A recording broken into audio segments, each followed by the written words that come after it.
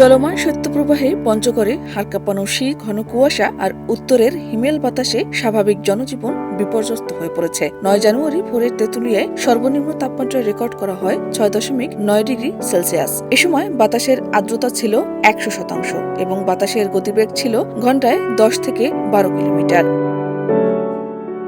টানা শীত ও কুয়াশার কারণে দিনমজুর ও নিম্ন আয়ের মানুষের জীবনযাত্রা চরমভাবে ব্যাহত হচ্ছে। কনকনে ঠান্ডায় অনেকেই ভোরে কাজে বের হতে পারছেন না। শীত নিবারণের জন্য ভোর থেকে বিভিন্ন স্থানে খড়কুটো, শুকনো পাতা ও কাঠ জ্বালিয়ে আগুন পোহাতে দেখা গেছে। এদিকে ঢাকায় শুক্রবার তাপমাত্রা নেমে এসেছে ১২.৮ ডিগ্রি সেলসিয়াসে। সেই সঙ্গে হালকা থেকে মাঝারি কুয়াশা ও বাতাসে উচ্চ আর্দ্রতার কারণে রাজধানীতে শীতের অনুভূতি আগের মতো রয়েছে। একই সঙ্গে বাতাসে আর্দ্রতা বেশি হওয়ার ফলে শীতের আমেজ দিনভরই অব্যাহত থাকতে পারে।